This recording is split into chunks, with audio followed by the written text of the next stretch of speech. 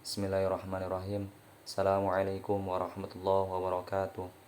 Alhamdulillahirabbil alamin. Wa bihi nasta'in ala umuri dunya waddin. Wassalatu wassalamu ala asrafil anbiya'i wal mursalin wa ala alihi washabbihi ajmain, amma ba'd. Yang saya hormati Bapak Ahmad Harisul Miftah, MSI, selaku dosen pengampu mata kuliah bimbingan penulisan skripsi. Baik, perkenalkan, nama saya Muhammad Ridwan, NIM 2211110075. Baiklah, saya akan mempresentasikan proposal skripsi dengan tema analisis gugurnya perkara dalam pernikahan poligami. Studi putusan nomor 504 Perdata G 2025 Pengadilan Agama Serang. Baik, yang pertama ada pendahuluan. Di pendahuluan yaitu ada latar belakang masalah. Poligami pada masa sekarang merupakan sebuah polemik sosial yang menimbulkan beragam respon dari masyarakat, baik yang mendukung maupun yang menolak. Pembahasan poligami bukanlah hal baru dalam dinamika kehidupan sosial. Sebagian besar perbedaan pendapat ini disebabkan oleh banyaknya pandangan masyarakat terkait berbagai aspek yang berkaitan dengan poligami seperti hukum, termasuk aturan, batasan, persyaratan, dan hak kewajiban, kebebasan individu, serta isu-isu lainnya. Dalam putusan kali ini, yaitu putusan nomor perkara 504 Perdata G 2025 Pengadilan Agama Serang, dalam kasus ini bahwa suami selaku pemohon mengajukan permohonan izin ke Pengadilan Agama Serang, dan dalam perkaranya ini semua persyaratan disebutkan dalam pasal 4 ayat 2 dan pasal 5 ayat 1 Undang-Undang Nomor 1 Tahun 1974 tentang perkawinan, atau yang disebut sebagai syarat kumulatif, telah dilaksanakan untuk memenuhi persyaratan izin poligami, dan juga terkait syarat fakultatif yang sudah terpenuhi oleh tergugat salah satu persyaratan izin poligami. Tetapi dalam hal ini pemohon telah lebih 2 kali tidak datang menghadap di persidangan. Maka hakim menjatuhkan putusan first take sesuai pada HIR pasal 125 dan 129 mengatur mengenai putusan first take dan upaya hukum first terhadapnya. Selain itu, tidak ada keterangan ketidakhadiran yang jelas dari pemohon yang menunjukkan adanya urgensi untuk tidak hadir pada persidangan dalam perkara permohonan izin poligami di Pengadilan Agama. Selanjutnya ya B, rumusan masalah. Yang pertama, ada apa dasar hukum dan pertimbangan hakim agama Serang dalam memutus gugurnya perkara poligami secara first take nomor 504 Perdata G 2025 Pengadilan Agama Serang tersebut. Kedua, bagaimana analisis keadilan terhadap putusan first take perkara pembatalan permohonan izin poligami nomor 504 Perdata G 2025 Pengadilan Agama Serang. Yang C, tujuan penelitian. Yang pertama ada untuk menganalisis apa dasar hukum dan pertimbangan hakim dalam memutus gugurnya perkara poligami nomor 504 Perdata G 2025 Pengadilan Agama Serang tersebut. 2. Untuk menganalisis bagaimana keadilan terhadap putusan first take perkara pembatalan permohonan izin poligami nomor 504 Perdata G 2025 Pengadilan Agama Serang. D. Manfaat penelitian, signifikasi penelitian. Yang pertama ada manfaat teoritis.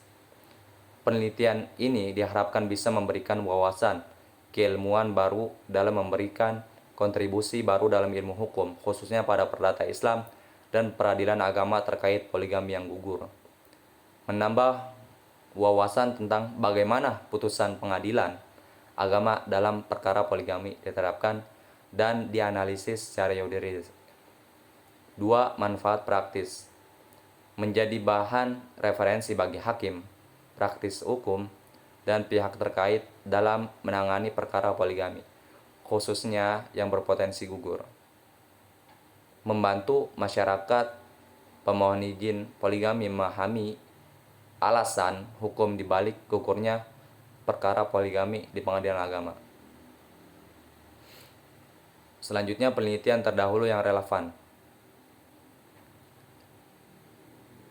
Pertama ada nama Nur Fuada Yuanita Ayu dalam skripsi yang berjudul Analisis terhadap Keadilan Putusan First Take Perkara Izin Poligami. Studi putusan nomor 1066 Perdata G 2021 Pengadilan Agama Pacitan. Dalam penelitian ini ditemukan bahwa tentang pohon izin poligami yang diajukan oleh pemohon di Pengadilan Agama Pacitan yang dengan maksud ingin menikah lagi, alasan-alasan yang diajukan pemohon tidak memenuhi syarat alternatif sesuai pasal 4 ayat 2 Undang-Undang Nomor 1 Tahun 1974 tentang perkawinan, dan selama berlangsungnya persidangan pemohon istri tidak pernah hadir di persidangan, tetapi hakim mengabulkan permohonan tersebut untuk berpoligami melalui putusan yang dijatuhkan secara first take.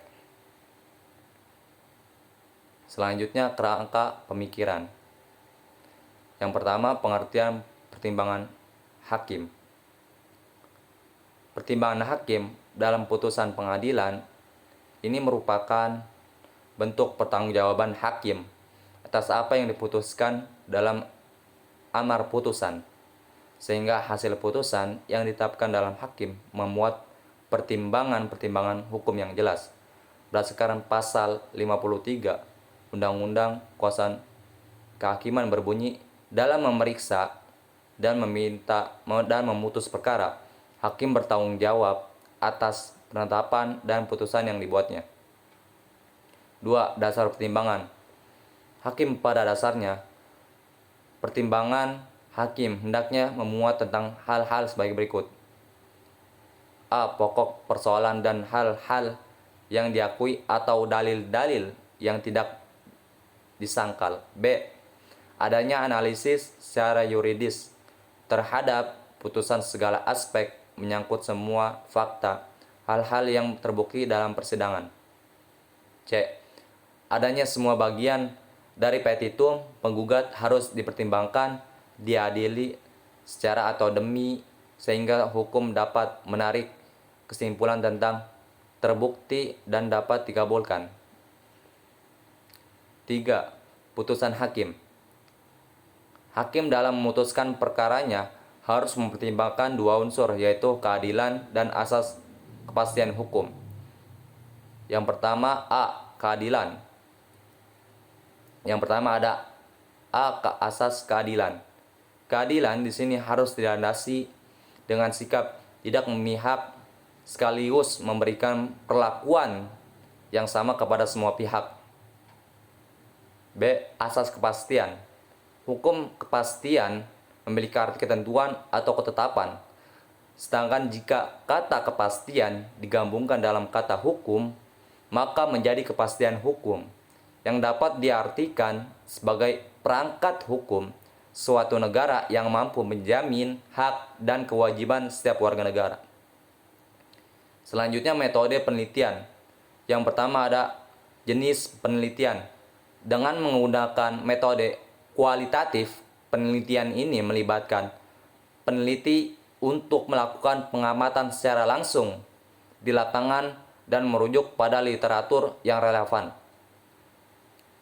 Penelitian ini juga disebut sebagai penelitian lapangan value research.